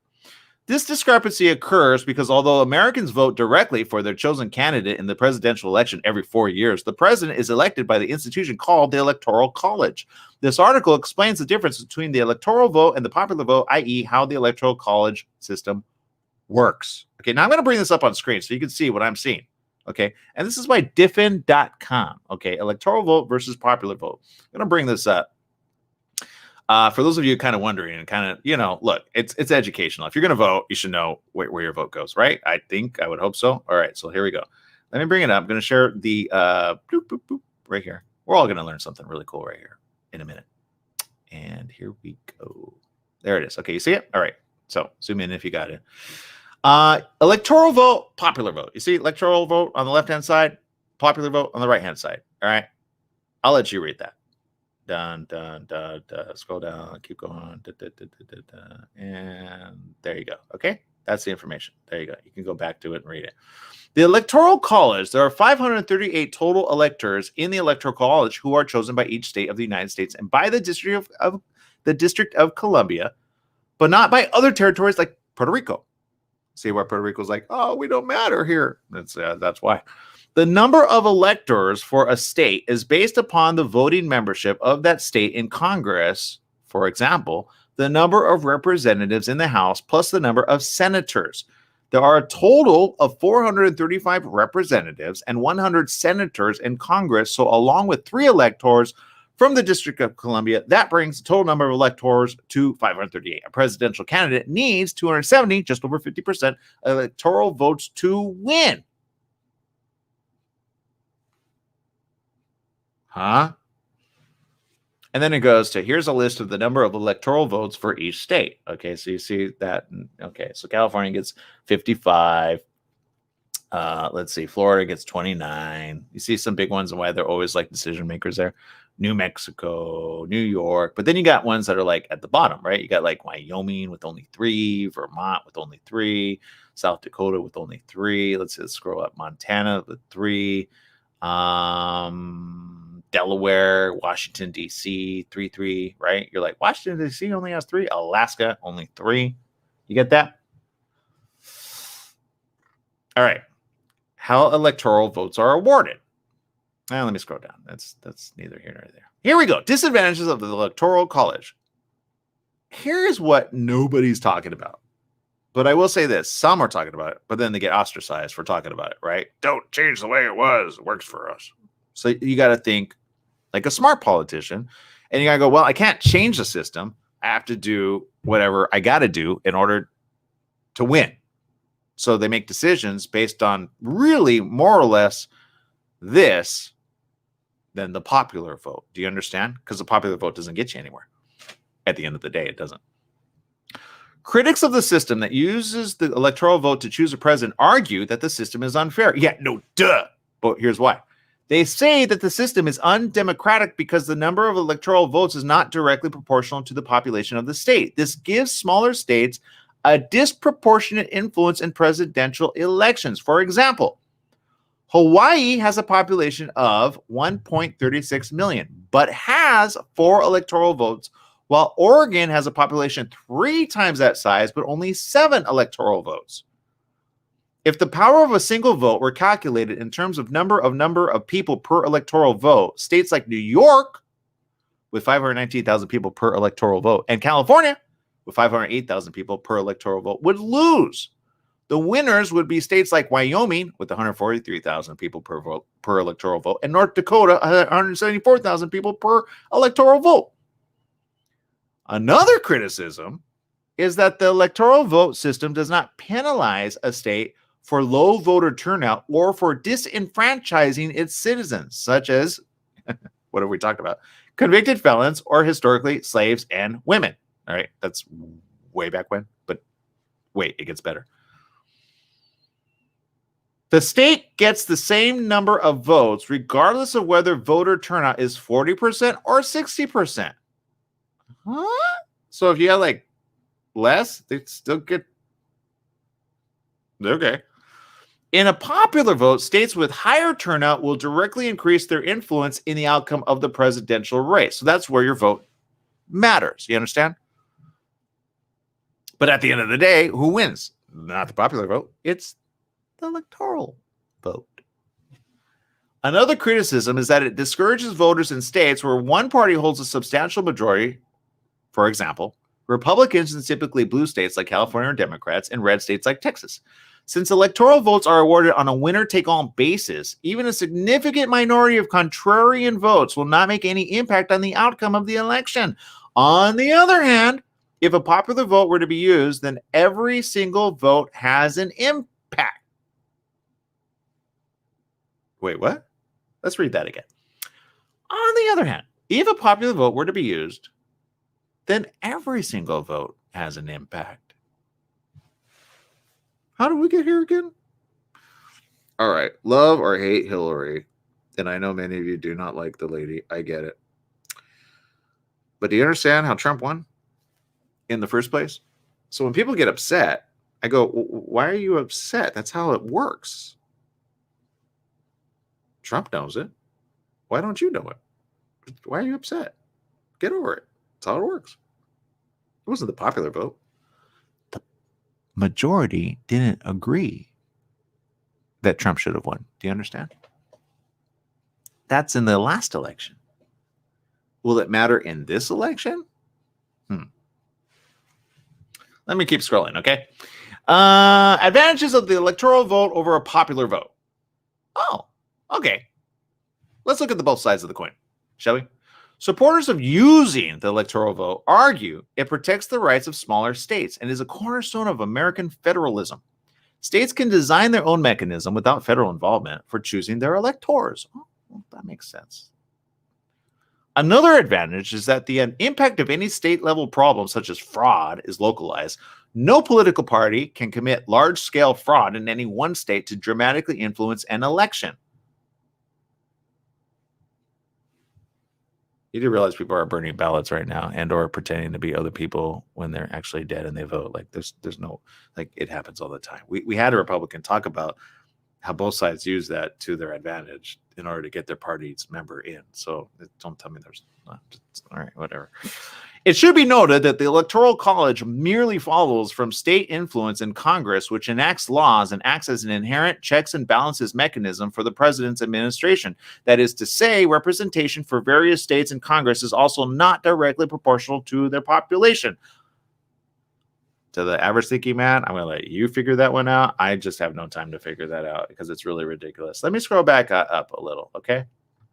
Let me go up, let me go up, let me go up, let me go up, let me go up. I know I kind of bypassed this, so I'm going to give you some more ideas here, okay?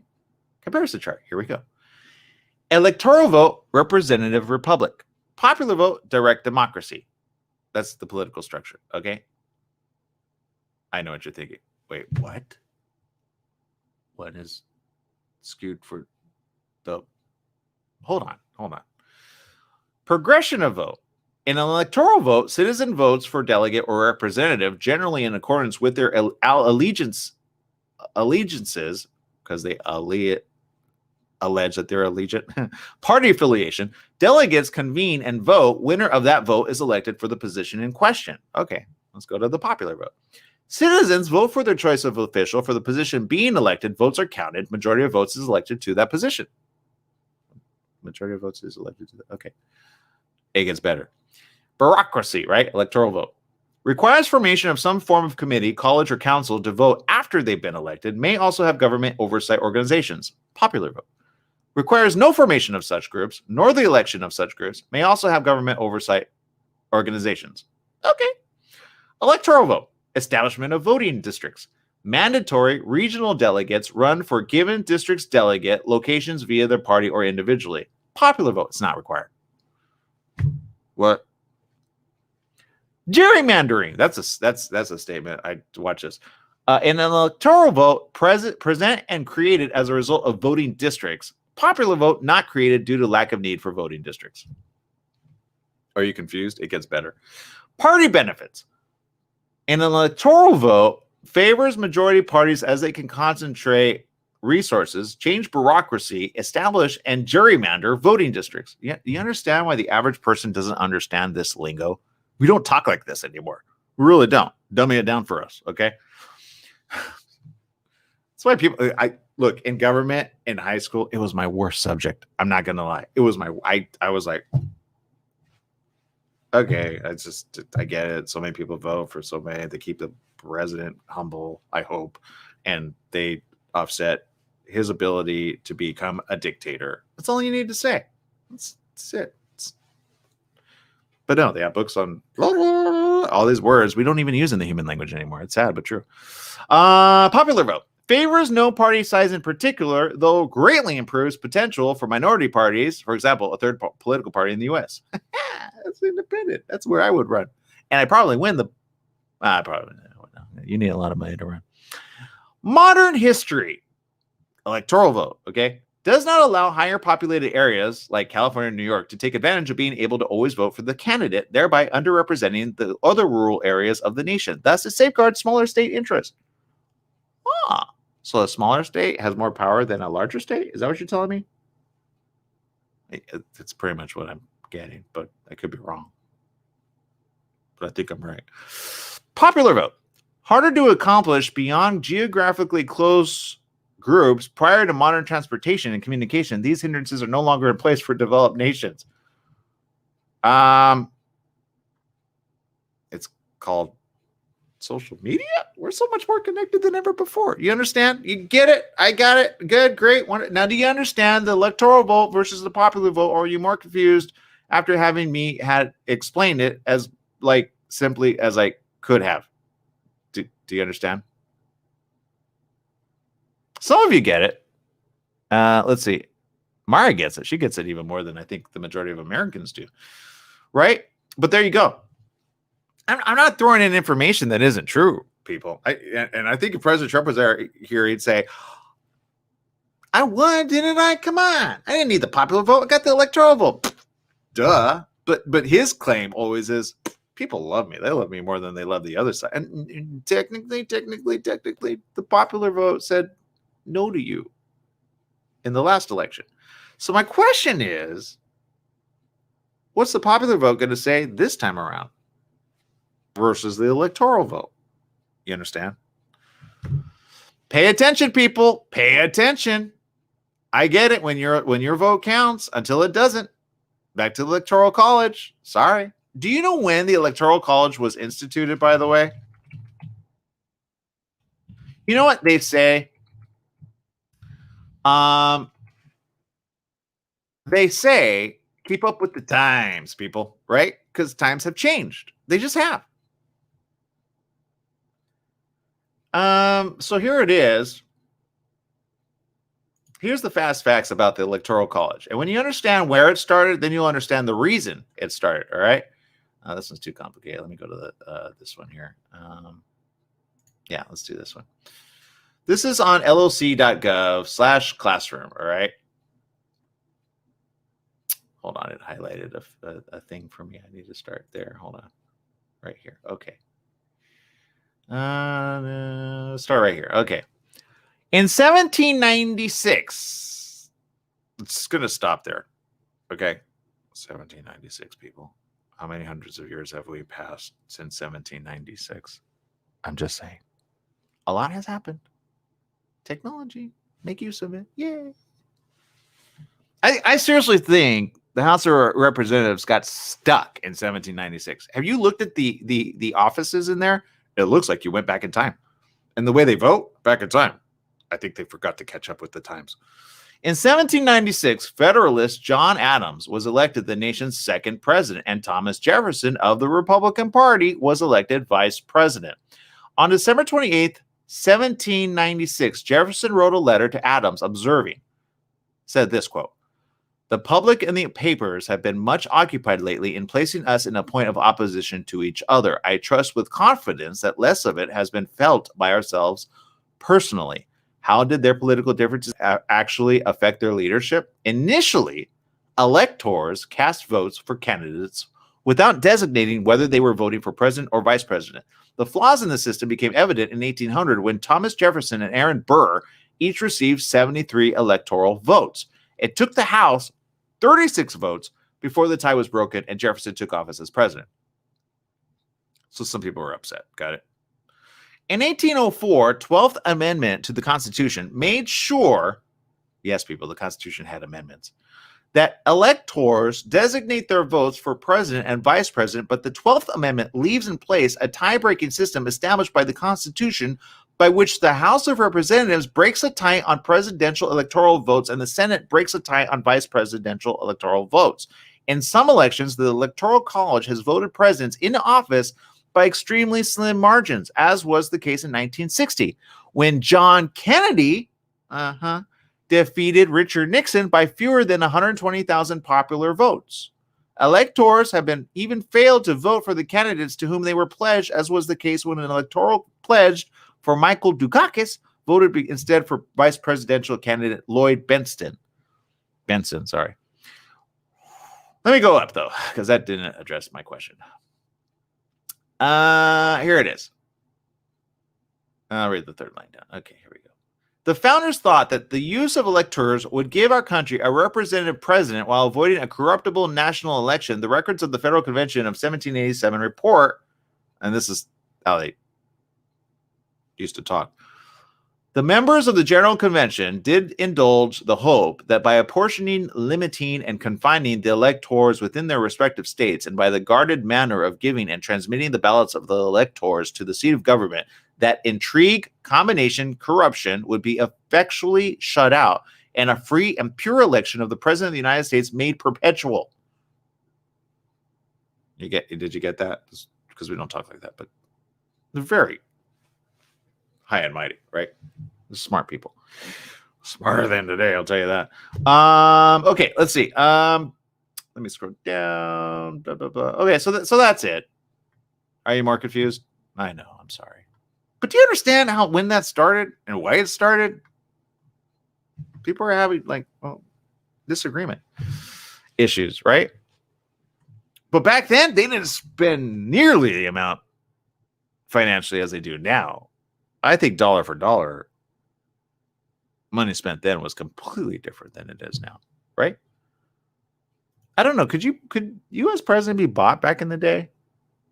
I should do some research. I'll get back to you when I find that out. I wonder at what president did it stop becoming a bought for pay to play system? You know what I mean? Am I wrong on that? I don't know.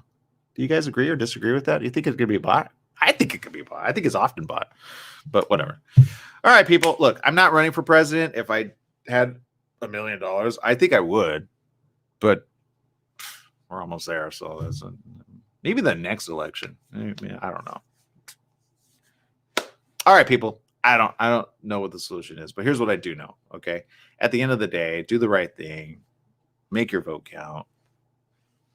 Help. You know what? Okay. Whoever gets into office. All right. Here's my message for that person. Hey, you do the right thing by the people that voted for you. Don't do the stupid thing. Whether or not you lost the popular vote, again, don't be stupid.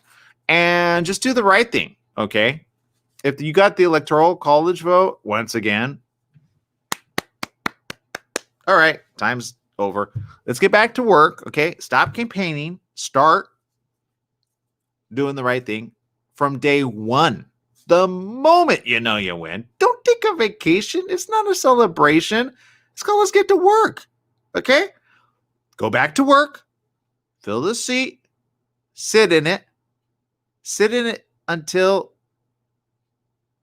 well, get off Twitter. And get off Facebook. delete your Instagram. And you know, if you have to have it run by one of your many kids who want your money at the end of the day. Just, honestly, if you had no money, I don't think they'd be the same. And or if you made promises to them, hey, I make a seat for you over here when I'm good and ready. You better be kind to me. Don't speak abusively to anyone. But anyway, my point is this, okay? I already know who's going to win. So I already know I got content for days, okay? But here's the reality. I know sometimes I jest, sometimes I have fun, sometimes I like to poke fun, whatever. But my point is this, okay? At the end of the day, let's not poke fun at people's lives. Let's do the right thing. So my real message to each and every candidate right here, right now, whoever wins, because I could be wrong. Biden, this one's for you, okay? If you win. Although my bet is on Trump. I said Electoral College, seriously. Popular vote, probably going to lose it. Electoral College, probably going to win it. Smart guy, knows how to campaign. A smart team, too. Seriously, they're smart. They may not agree with the guy, but they get paid good. Okay, my point is this. Biden, hey, you. Whoa. Back it off a little, okay? Your mentality, it's waning. We all see it. We know it. We don't want to see it because you're the only guy for the job. Not really. I think Kamala, you did a good job. Whoever was in your camp said, pick Kamala. She'll be a better president. Just let her just from day one. Just be like, you know what? I'm glad we got here, but I'm sure you have better, younger ideas. And you know what? It's my mentality is just kind of slowly waning because it is. But Kamala, you got to get like another VP ready to go. Just rearing. And can I make a recommendation? Just seriously, just choose somebody that's with it, okay? Because sorry, but we need somebody witty, somebody smart, somebody with the times, and somebody that says, you know what? I may not know everything, but I know I can hire the people that know the job to do the business in the right field that we need to address. Here's the 3 you need to hit first. You need to hit, number 1, coronavirus. Boom. Number 2, back to work. And number 3, I know this is never popular. Nobody ever wins a vote by talking about this, but it needs to happen and it needs to start now. You might as well take advantage while people are like, I think people would be happy in this country if the government said this: free education for anybody that can test really high for a full 4 years. We can't admit everybody. That's difficult. That's super difficult. We can't admit everybody, but we have a certain amount. Start off with 1.5 million free educational programs, okay? We're going to do a testing to see who tests among the top percentile that have already a good chance. You may not, and anybody, regardless of the amount of money they have, can enter. Okay, we're going to do 3 different type of tests. We're going to do an academic test. We're going to do an educational test, meaning just typical educational system type test, and a third one. The third one is simply a test to see what type of IQ you have, which isn't always what you know and or can retain and or are good with. But it's just to see if you're not being utilized to the very best ability. Because I can guarantee you right now, there are many people that have dropped out of high school. Their IQ is second to none higher than the average American citizen. It's just true. But they're not given the tools and or the ability to focus on what they truly are good at. And honestly, if we had one test, I would do an IQ test. Do an IQ test. And then the second test, this is how I would revamp educational school system. The second school test is once you figured out their IQ, do a test to see what they're really good at and give them a multiple choice, but put into their educational acumen the top 5 that they're really good at, and then let them run. You could put 2 or 3 that kind of slow them down, but give them the top 5. If you just focus on the top 5, even the average person, all right? I know some that don't test well because honestly, they don't have a high. Look, people take a. Don't get me wrong. There's called an emotional IQ system, and there's a intellectual IQ system. Okay, people test differently at different times. They just do. Okay, some with the proper necessary training can actually bring their IQ up. Did you know that? It's true. Look it up. But sometimes we don't use our brain enough, so our IQ begins to wane. If you don't believe me, look it up. In fact, start with the Congress people. See their IQ, okay? Look, I'm pretty sure President Trump would probably test pretty high in the high quotient at one point in his life. But I think as time goes on, that IQ quotient begins to wane. If you don't believe me, look it up. It's a thing, okay? The IQ quotient begins to wane. And what is IQ, right? Intellectual quotient. Let me bring some other really fun facts to you, okay? IQ testing. Why important? Okay, let me put that in. I think our school system really needs a revamp. Okay, here it is. What is IQ? How much does it matter? Okay, here we go. This is according to Science News for Students. Okay, I'm going to scroll to the very top. I haven't read this, so I could be wrong with this information. And sometimes I am. Okay, here we go. Earlier this year, this was published in 2016, by the way, 11-year-old Kashmir Wahi of London, England, scored 162 on an IQ test. That's a perfect score, by the way, people. 162. That's high.